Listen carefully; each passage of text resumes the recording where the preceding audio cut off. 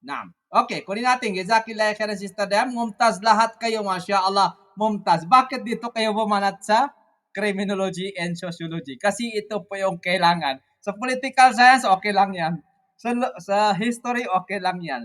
Sa economics, okay lang. Sa sociology, okay lang. Pero dito talaga ang pinakamatindi. Kasi ito na po yung last sa libro natin, no? Barakallahu fikum. So ano ang criminology po, ilmul ijram sa Arabic ay isang sangay na nag-aaral ng ano? Nag-aaral ng ano?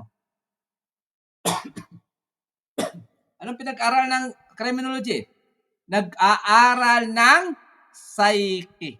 Psyche ba? Tama po ba ako? O pag-iisip ng kriminal. No? Ang kanyang motibo at ang impluensya ng lipunan at kapaligiran. Anong halimbawa niyan? Kung ang isang minor di edad ay nakagawa ng krimen, isinaalang-alang ng batas ang kanyang psikolohikal na estado. Kaya't binibigyan siya ng ano? Nakakaalam sa atin? Yung minor na edad niya, binibigyan siya ng juvenile justice system. Imbis na tratuhin bilang ganap na adulto. Na kriminal. Naam, barakallahu fikum. Pangatlo, pag-unawa sa motibo ng krimen. Understanding human nature in legal context. Okay. Anong halimbawa niyan?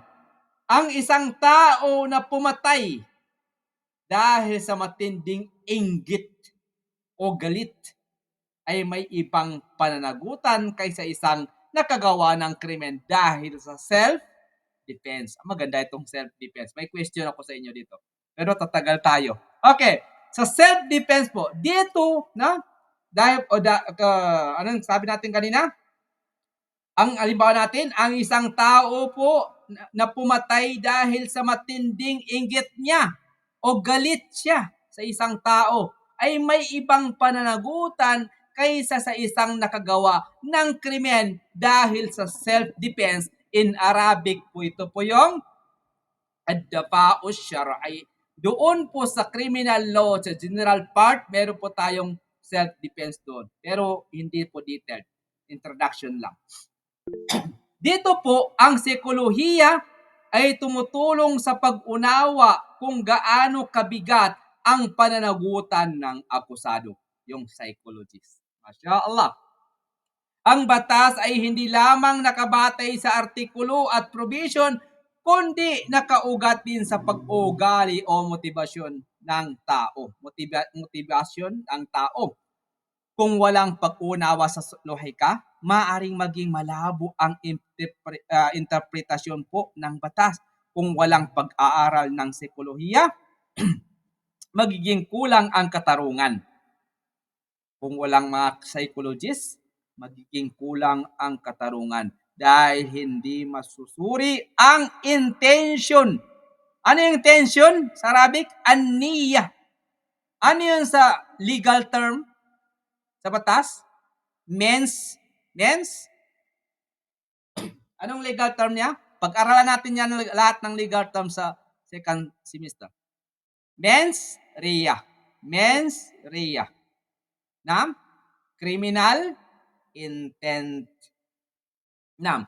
Ang lohika ay nagbibigay ng istruktura, malinaw na paraan upang may paliwanag at may tupad o maipatupad ang batas. Ang psikolohiya naman ay nagbibigay daan upang maintindihan ang motibo ng tao, lalo na sa larangan ng kriminal na batas. Mula rito po, umusbong ang criminology, ilmul ijram, bilang espesyal na sangay na nakatuon sa pag-aaral ng asal kriminal. Kaya't ang batas ay mas nagiging makatarungan kapag isinaalang-alang ang aspeto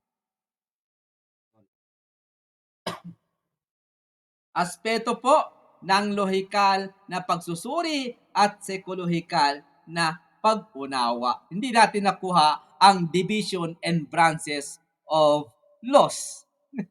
Okay, last question dito na tayo mag-DN. Barakallahu bikum. Ang kaso, ganito ang kaso. Natagpuan ng ng isang lalaki ang kanyang asawa ay may kasama sa kwarto. No, may ginawa sila na hindi karapat-dapat na gagawin. Ito ang kaso.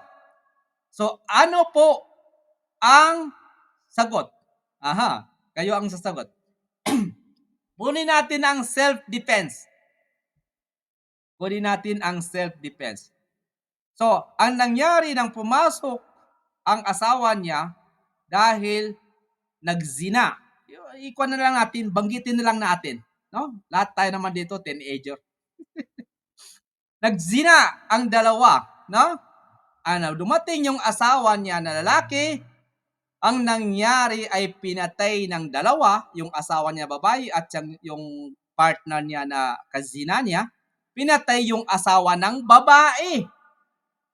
Okay? Pinatay ang asawa ng babae. Siyempre, nagkwan sila, nag-rumble, no?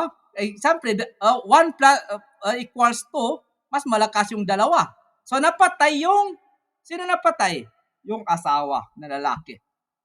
So, anong kaso?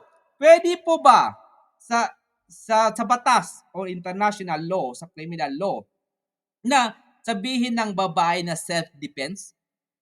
Dahil napatay niya ang kanyang asawa na kasama yung ano yan? Tapada, Sister Laila? Ang Self-defense. napatay, Doc, no, is so yung babae ang nakahuli sa asawa niya na lalaki tapos na may kalaguyo. Tama Opo, ba? may kalaguyo. Nagsisina sila to. Nagzina sila. At Opo, napatay yung ang lalaki. asawa niya lalaki. Opo, napatay niya. Oo. So, Sa pwede ba pagkakaalam ko, sabihin ng babae na self-defense? Dafa'u syar'i. Aha, sa tafaddal. pagkakaalam ko, Doc, ha, Sa batas tayo, siya, batas. tawag Hindi nito, sharia, hindi kapag sharia. on act, Sa batas tayo, hindi sharia kapag kasi on act siya, pwede, kunyari ako yung asawa, ako yung legal. Di ba tama? Tapos, napatay ko yung asawa ko na lalaki, tama ba? Tama opo, yung opo, scenario, Doc. napatay mo kasi may kasama ka Ah, sa kwarto na may ginawa so kayo. sa nalalaman ko, Doc, is um pwede mo sabihin na out of your anger and out of defense kasi on act 'di ba? Kasi nakita mo talaga na nasa sa isang kwarto tapos may ginagawa silang kababalaghan. Pwede 'yun, Chad. Pwede 'yun, Doc, sa alam ko. Kasi ano siya, Self-defense. tawag nito, Pwede on mag act, Chad. Oo. pwede mag-self-defense yung babae dahil napatay niya ang asawa niya na lalaki dahil may kalaguyo siya. Self-defense, pag sa korte sabihin niya self-defense, okay 'yon? Pero sa Sharia wala, wala 'yon. Pag sa Sharia wala. Yes, okay siya sa korte, Doc. Sa Sharia hindi. Oo. Okay, Sa so, legal sa batas yung tayo, sa ano batas. natin sa Sa legal, opo. So, yes. pwede siya magsabi na self-defense niya, Sister Leila. Pwede magsabi yung babae na self-defense dahil napatay ko yung asawa ko, Yes, self-defense lang? oo. Opo, Yes. tama, Mumtaz. Pero, yan ay sa legal term. Sa legal po. Sa batas po, pwede magsabi yung babae na self-defense na napatay niya yung... Okay, sa Fadal Luis, barakallah fik. Mumtaz, Sister Leila. Assalamualaikum, Sheikh. Sa pagkakaunawa ko, pumasok yung lalaki, naabutan niya yung asawa niya na may kasamang ibang lalaki at gumagawa ng malaswang bagay. So, nagkaroon ng gulo at napatay ay yung lalaki na pumasok. Ang nakapatay ay yung babae na asawa at kasama yung kanyang kumagaman kasama yung tao na hindi naman niya asawa. So sa pagkakaalam ko, Sheikh, ay pwedeng i-defend ng babae na self-defense sa pagkakapatay nila sa asawa niya, pero hindi siya maaaring manalo sa court dahil nga sa mga batas ay meron siyang mga elements. At yung self-defense ay meron din siyang mga elements. Na isa sa mga elements niya ay yung kailangan mayroong lack of sufficient provocation sa side ng person na defend niya yung sarili niya. Dapat wala siyang ginagawang bagay na ikakagalit nung umatake sa kanya. So sa sitwasyon na yun, gumagawa siya ng isang bagay na nakita ng asawa niya. Yung bagay na yun ay naging dahilan ng pagkagalit ng lalaki kung kaya siya ay sumugod. Pero siya pa rin ang napatay. So hindi siya mapapatunayan na tunay na self-defense dahil merong provocation na ginawa yung babae na ikinagalit ng lalaki.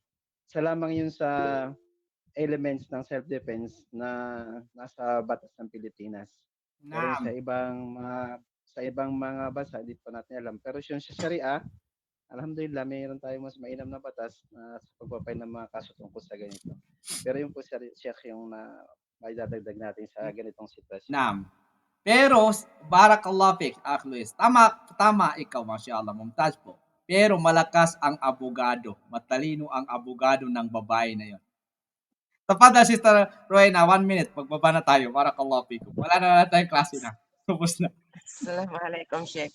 Ano po siya, hindi po siya masasabing self-defense kasi po, kung sa titingnan natin sa unang anggulo, pwede niya ngayong sabihin yun. Pero kasi marami pa pong proseso yon para mapatunayan na self-defense. Pero sa panahon ngayon, marami pang dapat isaalang-alang.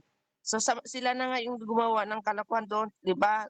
Napatay nila. Yun pwede, may motibo din yung pinatay nila para hindi makita yung krimen na ginawa nila o yung mga kalukuhan nilang dalawa. So, pasasabi ko, sa paglipas na yung sa pag-ano ng batas, mapapatunayan na hindi siya self-defense, na maaring may motibo.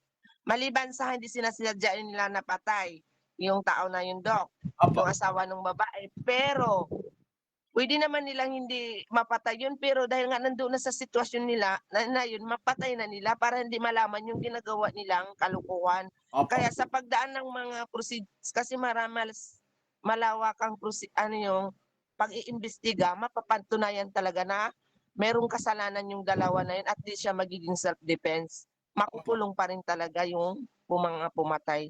Opo. Yun lang po, Dok. Jazakallah khairan, Sister Rowena. Yan po ang assignment ninyo. Kung meron po bang kaso na ganyan sa Pilipinas, meron pa bang nangyari na ganyan na pumasok ang isang lalaki na patay ng babae at sa yung kaluguyo niya ang isang lalaki. So meron po bang kaso sa Philippines? I think meron yan. So yan po ang hahanapin ninyo. Wa syukran lakum wa jazakumullah khairan, pasensya na po kayo kung malawak po yung criminal law. Next time, inshallah, sa criminal law, doon tayo sa second semester. Criminal law, doon mababang usapan natin doon.